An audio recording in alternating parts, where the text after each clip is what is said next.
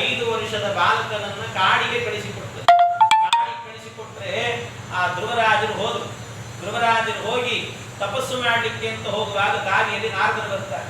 ನಾರದರು ಬಂದು ಹೇಳಿದ್ರಂತೆ, ಎಲ್ಲಿ ಹೋಗ್ತೀಯೋ, ಸಣ್ಣ ಹುಡುಗಿದ್ದಿ, ನೀನೇನು ತಪಸ್ಸು ಮಾಡ್ತೀ, ಹೋಗಿ ಮನೆಯಲ್ಲಿ ಊಟ ಮಾಡ್ಕೊಂಡು ಆಟ ಆಡ್ಕೊಂಡಿರು, ಹೋಗು, ಈ ತಪಸ್ಸು ಎಲ್ಲ ನಿನಗಲ್ಲ ಅಂತ ಹೇಳಿದರೆ ಆ ಧ್ರುವರಾಜರು ಹೇಳಿದ್ರಂತೆ, ಸ್ವಾಮಿ ನಾನು ಮನೆಗೆ ಹೋಗು ಅನ್ನೋ ಉಪದೇಶ ಬಿಟ್ಟು ಕಾಡಿಗೆ ಹೋಗಿ ಏನ್ ಮಾಡಬೇಕು ಅನ್ನೋ ಉಪದೇಶ ಇದ್ರೆ ಹೇಳ್ರಿ, ಇಲ್ಲಿದ್ದು ಸುಮ್ಕೊಡ್ರಿ ಅಂತಂದ್ರೆ ಕಡೆಗೆ ಆಯ್ತು ಅಂತ ಅವರಿಗೆ ಉಪದೇಶ ಮಾಡಿದ್ರು.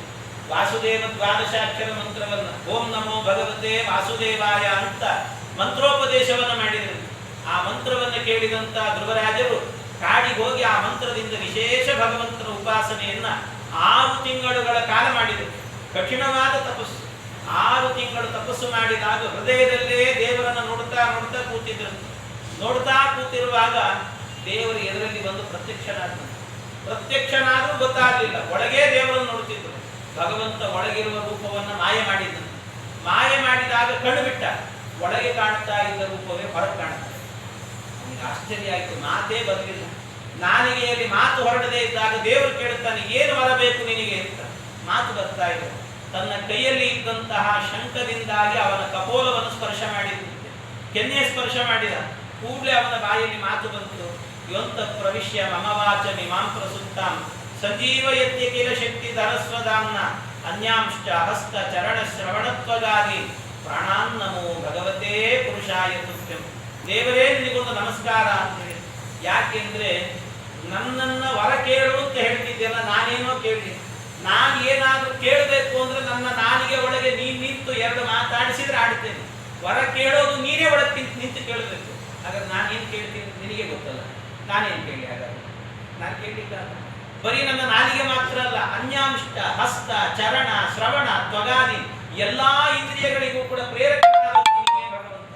ಹಾಗಾಗಿ ಇಂಥ ಪ್ರೇರಕನಾದಂಥ ಪರಮಾತ್ಮನೇ ನೀನು ನನಗೇನಾದ್ರೂ ಕೂಡ ಹೇಳಬೇಕಷ್ಟೇ. ನಾನೇನು ಹೇಳಿದ್ದು ಸರ್, ಏನು ಇಲ್ಲ ಅಂತ ಹೇಳಿ, ಏನು ಇಲ್ಲ ಅಂತ ಹೇಳಿದಾಗ ಆಗ ಭಗವಂತನೇ ನೀನೇ 36,000 ವರ್ಷಗಳ ಕಾಲ ಈ ಭೂಮಂಡಲವನ್ನು ಆಳ್ತೀಯ, ಆ ಸಿಂಹಾಸನದಲ್ಲಿ ಕೂತ್ಕೊಳ್ತೀಯ, ತೊಡೆಯಲ್ಲ ಸಿಂಹಾಸನವೇ ನಿಂದಾಗುತ್ತೆ ಅಂತ ಭಗವಂತ.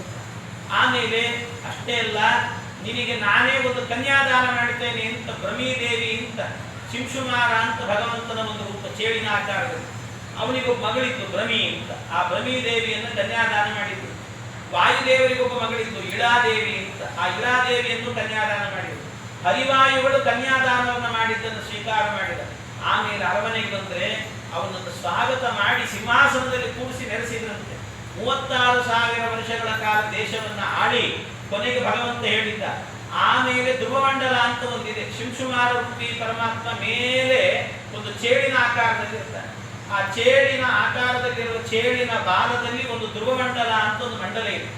ಆ ಮಂಡಲದಲ್ಲಿ ಯಾವಾಗಲೂ ನೀನು ವಾಸ ಮಾಡಬೇಕು ಅಂತ ಪರಮಾತ್ಮ ಅವನಿಗೆ ಆ ವಾಸಸ್ಥಾನವನ್ನು ಕೊಟ್ಟಿದ್ದಾನೆ, ಧ್ರುವಮಂಡಲದಲ್ಲಿ. ಹೀಗೆ ಧ್ರುವರಾಜನಿಗೆ ಅನುಗ್ರಹ ಮಾಡಿದಂತ ಚರಿತ್ರೆ ಅಂತ ಹೇಳಿ. ಆಮೇಲೆ ಧ್ರುವರಾಜರ ವಂಶ ಬೆಳೀತದೆ.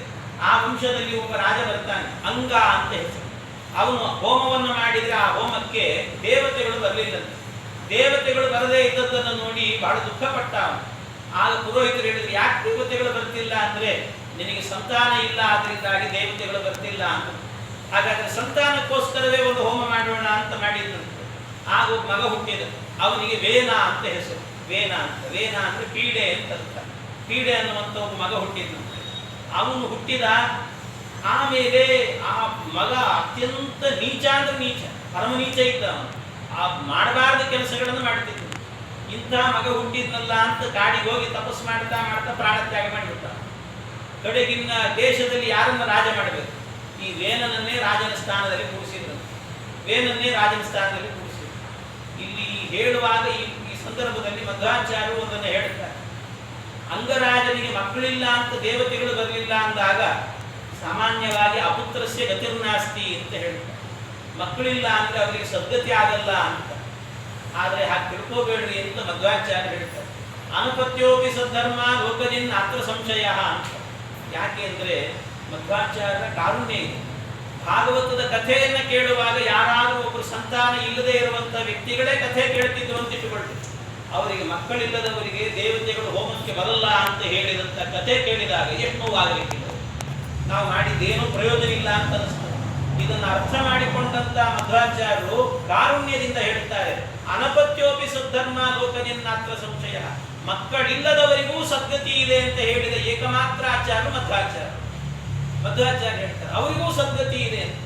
ಅದೇ ಹಾಗೆ ಅಂತಂದ್ರೆ ಅದಕ್ಕೆ ಪುತ್ರ ಅನ್ನೋ ಶಬ್ದಕ್ಕೆ ಅರ್ಥ ಏನು ಅಂದ್ರೆ ಭಗವಂತನ ತತ್ವಜ್ಞಾನ ಅಂತ ಅರ್ಥ. ದೇವರ ತತ್ವಜ್ಞಾನದಿಂದಲೇ ಮೋಕ್ಷ ಎನ್ನುವಂತಹದ್ದಾಗುತ್ತೆ. ಇಲ್ದಿದ್ರೆ ನಾಳೆ ನಾವು ಹೋದಂತ ನಮ್ಮ ಮಕ್ಕಳು ನಮಗೆ ಪಿಂಡ ಪ್ರದಾನ ಮಾಡ್ತಾರೆ ಅಂತ ಏನು ಗ್ಯಾರಂಟಿ? ನಮಗೆ ಮಾಡ್ತಾರೋ ಇಲ್ಲವೋ? ಎಷ್ಟೋ ಸರ್ತಿ ಮಾಡಬೇಕು ಅಂತ ಮಗನಿಗೆ ಅಪೇಕ್ಷೆ ಇದ್ರು ಕೂಡ ಹೆಂಡತಿ ಮಾಡಬೇಡ ಅಂತ ಅನ್ಬಹುದು, ಅಥವಾ ಇವನಿಗೆ ಸೋಂಬೇರಿತನ ಬಂದು ಯಾಕೆ ಮಾಡಬೇಕು ಅಂತ ಅನಿಸ್ಬಹುದು, ಅದೊಂದು ಖರ್ಚಲ್ವಾ ಅಂತ ಅನಿಸ್ಬಹುದು, 4 ಜನ ಬ್ರಾಹ್ಮಣರಿಗೆ ಊಟಕ್ಕೆ ಹಾಕ್ಬೇಕಲ್ಲ ಯಾಕೆ ಮಾಡಬೇಕು ಅಂತ ಅನಿಸ್ಬಹುದು. ಆದ್ರಿಂದ ಮಕ್ಕಳನ್ನ ನಂಬಬೇಕು, ಭಗವಂತನ ತತ್ವಜ್ಞಾನವನ್ನು ನಂಬಿ ಎನ್ನುವಂತ ಸಂದೇಶವನ್ನ ಮಧ್ವಾಚಾರ್ಯ ಕೊಡ್ತಾರೆ. ಅದರಿಂದಾಗಿ ಮಕ್ಕಳಿಲ್ಲದವರಿಗೂ ಸದ್ಗತಿ ಇದೆ ಅಂತ ಆಚಾರ್ಯರು. ಆಮೇಲೆ ವೇನನನ್ನು ಸಿಂಹಾಸನದಲ್ಲಿ ಕೂಡಿಸಿದ್ರು. ಸಿಂಹಾಸನದಲ್ಲಿ ಕೂಡಿಸಿದ್ರೆ ವೇನ ಮೊಟ್ಟ ಮೊದಲಿಗೆ ಒಂದು ಶಾಸನ ಹೊರಡಿಸಿದಂತೆ ಅಯೋಗ್ಯ ಪರಮ ನೀಚ. ಎಂಥ ನೀಚ ಅಂದ್ರೆ ಮೊದಲ ಅವನ ಆ ಶಾಸನ ಹೊರಡಿಸಿದ್ದೇನು ಅಂದ್ರೆ ನ ಯಷ್ಟವ್ಯಂ ನ ಹೋತವ್ಯಂ ನ ದಾತವ್ಯಂ ದ್ವಿಜಾಕ್ವಚಿತ್, ಇದನ್ನೇ ಹೊರಡಿಸಿದ್ರು. ಇನ್ನು ಮೇಲಿಂದ ಯಾರು ಕೂಡ ದೇವರ ಪೂಜೆ ಮಾಡಬೇಡ್ರಿ, ಯಾರು ಹೋಮ ಹವನ ಮಾಡಬೇಡ್ರಿ, ಯಾರು ಕೂಡ ಬ್ರಾಹ್ಮಣರಿಗೆ ದಾನ ಧರ್ಮ ಮಾಡಬೇಡ್ರಿ, ಎಲ್ಲೆಲ್ಲಿ ವೇದ ಪಾಠಶಾಲೆಗಳಿದ್ದಾವೋ ಅದಕ್ಕೆಲ್ಲ ಬೀಗ ಹಾಕ್ರಿ, ದೇವಸ್ಥಾನಗಳಿಗೆಲ್ಲದಕ್ಕೂ ಬೀಗ ಹಾಕಿಬಿಡ್ರಿ, ಪೂಜೆಗಳನ್ನು ಮಾಡಬಾರ್ದು, ಎಲ್ಲ ನಿಲ್ಲಿಸ್ಬಿಡ್ರಿ. ಇದೆಲ್ಲ ಮೂಢನಂಬಿಕೆ ಅಂತ ಒಂದು ಮೂಢನಂಬಿಕೆ ಕಾಯ್ದೆ ಅಂತ ತಂದ್ಬಿಟ್ಟು ಅಯ್ಯೋ. ಈಗಲೂ ಕೂಡ ಕೆಲವರೆಲ್ಲ ಮೂಢನಂಬಿಕೆ ಕಾಯ್ದೆ ತರಬೇಕು ಅಂತ ಒದ್ದಾಡ್ತಿದ್ದಾರೆ. ಅವರೆಲ್ಲ ಅವ್ರ ವಂಶಕ್ಕೆ ಸೇರಿದವರು ಅಂತಾರೆ, ಅವರೇ ಅವರು.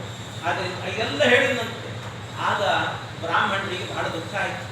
ಹೋಮ ಹವನಗಳೆಲ್ಲ ನಿಂತೋಗಿದೆ ಅಂತ ರಾಜನ ಬಳಿಗೆ ಹೋದ್ರಂತೆ. ರಾಜನ ಬಳಿಗೆ ಹೋಗಿ ರಾಜನಿಗೆ ಹೇಳಿದ್ರಂತೆ, ರಾಜ, ಒಂದು ದೇಶ ಅಂದ್ರೆ ಅದೊಂದು ರಥ ಇದ್ದಂತೆ. ರಥ ಮುಂದೆ ಹೋಗಬೇಕು ಅಂದ್ರೆ ಅದಕ್ಕೆ 4 ಚಕ್ರ ಬೇಕು. 4 ಚಕ್ರ ಅಂದ್ರೆ ಯಾವುದದು ಅಂತ ಕೇಳಿದ್ರೆ ಸೇನಾಂಗ, ಅರ್ಥಾಂಗ, ನ್ಯಾಯಾಂಗ, ಧರ್ಮಾಂಗ ಅಂತ. ಸೇನಾಂಗ ಆಪತ್ಕಾಲದಲ್ಲಿ ನಮ್ಮನ್ನ ರಕ್ಷಣೆ ಮಾಡಿಕೊಳ್ಳಿಕ್ಕೆ, ಇನ್ನೊಬ್ಬರು ಆಕ್ರಮಣ ಮಾಡಿದಾಗ ರಕ್ಷಣೆ ಮಾಡಿಕೊಳ್ಳಿಕ್ಕೆ ಸೇನೆ ಇರಬೇಕು ನಮ್ಮ ಹತ್ರ, ಇದು ಒಂದು. ಇನ್ನೊಂದು ಅರ್ಥಾಂಗ, ಆಪತ್ಕಾಲ ಯಾವಾಗ ಕೊರೋನಾ ಗಿರೋನಾ ಅಂತ ಬಂದ್ಬಿಡ್ತದೋ ಗೊತ್ತಿಲ್ಲ, ಅವಾಗ ಒಂದಷ್ಟು ಧನ ಇರಬೇಕು, ಒಂದಷ್ಟು ಆಪದ್ಧನ ಅಂತ ಇರಬೇಕು. ಅದ್ರ ಜೊತೆಗೆ ನ್ಯಾಯಾಂಗ, ಇದು ಬೇಕು ವ್ಯವಸ್ಥೆ, ಇದು ನ್ಯಾಯ ಇದು ಅನ್ಯಾಯ ಅಂತ ಹೇಳಲಿಕ್ಕೆ ವ್ಯವಸ್ಥೆ ಬೇಕು. ಇನ್ನೊಂದು ಧರ್ಮಾಂಗ ಅಂದ್ರೆ ಕಾಲ ಕಾಲಕ್ಕೆ ಹೋಮ ಹವನ ಇವುಗಳೆಲ್ಲ ನಡೀಬೇಕು, ಇಂಥದ್ದನ್ನು ಮಾಡಬೇಕು ಅಂತ ಹೇಳಿದಾಗ ಆಗ ಅವನು ಹೇಳ್ತಾನೆ, ಹೌದಾ ಹಾಗಾದ್ರೆ ಇನ್ಮೇಲೆ ಹೋಮ ಮಾಡ್ರಿ ಅಂತಂದು, ನಿಲ್ಲಿಸ್ಬೇಡ್ರಿ, ಹೋಮ ಗೀಮ ಶುರು ಮಾಡ್ರಿ ಅಂತಂದು. ಅದಕ್ಕೆ ಸಂತೋಷ ಆಯ್ತು. ಹೊರಟವರು ಬ್ರಾಹ್ಮಣರು ಹೊರಡುವಾಗ ನಿಲ್ಲಿಸಿದಂತೆ, 1 ನಿಮಿಷ ನಿಲ್ವಿ ಇಲ್ಲ, ಏನಿಲ್ಲ, ಇಲ್ಲಿ ತನಕಲ್ಲೂ ಕೂಡ ನೀವು ಹೋಮ ಮಾಡುವಾಗ ಭೂಸ್ವಾಹ ಅಗ್ನೇಯೇ ಶ್ರೀಯ ನಿರುದ್ಧಾಯ ಇದಂ ನಮಃ ಅಂತ ಹೋಮ ಮಾಡ್ತಿದ್ರು. ಇನ್ಮೇಲೆ ಹಾಗೆ ಮಾಡಬೇಡ್ರಿ, ಮತ್ತೇನ್ ಮಾಡಬೇಕು? ವೇನಾಯ ಸ್ವಾಹ ವೇನಾಯ ಇದಂ ನಮಃ ಅಂತ ಮಾಡ್ರಿ, ನನಗೆ ಹೋಮ ಮಾಡ್ರಿ ಅಂತಂದ್ರು. ತುಪ್ಪದ ಆಹುತಿ ನನಗೆ ಹಾಕ್ರಿ ಅಂತಂದ್ರು. ದೇವಸ್ಥಾನಗಳಲ್ಲಿ ದೇವರ ವಿಗ್ರಹಗಳನ್ನು ಒಡಿರಿ, ನನ್ನ ವಿಗ್ರಹಗಳನ್ನು ಪ್ರತಿಷ್ಠೆ ಮಾಡ್ರಿ ಅಂತ. ಇನ್ನು ಮೇಲೆ ದೇವರಿಗೆ ಆರಾಧನೆ ಮಾಡೋದಂದ್ರೆ ದೇವರಲ್ಲ, ನಾನೇ ದೇವರು ಅಂತಂದು. ನೀವು ಮಂಗಳಾರತಿ ಮಾಡ್ತೀರಾ, ನನಗೆ ಮಾಡ್ರಿ. ಧೂಪಾರತಿ ಮಾಡ್ತೀರಾ, ನನಗೆ ಮಾಡ್ರಿ. ಹಾಲಿನ ಅಭಿಷೇಕ ನನಗೆ ಮಾಡ್ರಿ, ಜೇನಿನ ಅಭಿಷೇಕ ನನಗೆ ಮಾಡ್ರಿ, ಪಂಚಾಮೃತಾಭಿಷೇಕ ನನಗೆ ಮಾಡ್ರಿ, ಹೂವಿನ ಹಾರ ನನಗೆ ಹಾಕ್ರಿ, ಎಲ್ಲ ನನಗೆ ನನಗೆ ನನಗೆ ಅಂತಂದು. ಅಲ್ಲಿ ಯಾರೋ ಒಬ್ಬ ತಲೆ ಕೆಟ್ಟ ಬ್ರಾಹ್ಮಣ ನಿಂತಿದ್ದ, ಸ್ವಾಮಿ ನಾ ಶ್ರಾದ್ದ ಮಾಡಬೇಕು ಅಂತ, ನನಗೆ ಮಾಡ್ರಿ ಮಾಡ್ತೀವಿ. ಒಂದು ಸರ್ತಿ ಇದ್ದ ಬ್ರಾಹ್ಮಣರೆಲ್ಲ ಸೇರಿಕೊಂಡು ಒಂದು ಸರ್ತಿ ಹುಂಕಾರವನ್ನು ಮಾಡಿದ್ರಂತೆ. ಆ ಹುಂಕಾರವನ್ನು ಮಾಡಿದ್ರೆ ಎದೆ ಒಡೆದು ಸತ್ತಂತ, ಎದೆ ಒಡೆದು ಸತ್ತ. ಆಗ ಅವನ ದೇಹವನ್ನು ಮಥನ ಮಾಡುತ್ತಾರೆ. ದೇಹ ಮಥನವನ್ನು ಮಾಡಿದಾಗ ಆ ದೇಹದಿಂದಲೇನೆ ಒಬ್ಬ ಚಕ್ರವರ್ತಿ ಬಂದ, ಅವನ ಹೆಸರೇನೆ ಪೃಥು ಅಂತ ಹೆಸರು, ಪೃಥು ಚಕ್ರವರ್ತಿ.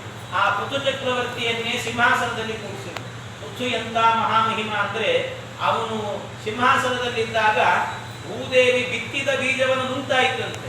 ಅದಕ್ಕೆ ಭೂದೇವಿಯನ್ನೇ ನಿಗ್ರಹ ಮಾಡಿ ಕೇಳಿದ ಒಂದ್ಸರ್ತಿ, ಯಾಕೆ ನುಂಗ್ತಾ ಇದ್ದಿ, ಬೆಳೆ ಕೊಡು ನಮಗೆ ಅಂತಂದ್ರೆ, ನಾನೇನು ಮಾಡಲಿ, ನನಗೆ ಹೋಮ ನಿಂತೋಗಿದೆ, ಆಹುತಿ ಕೊಡ್ತಾ ಇಲ್ಲ, ಅದಕ್ಕೆ ನಾನು ನುಂಗ್ತಾ ಇದ್ದೇನೆ ಅಂತ ಹೇಳಿದ್ರೆ, ಆಗ ನಾನು ಆಹುತಿ ಕೊಡ್ತೇನೆ ಅಂತ 99 ಅಶ್ವಮೇಧ ಯಾಗವನ್ನು ಮಾಡಿದಂತ ಮಹಾಮಹಿಮ.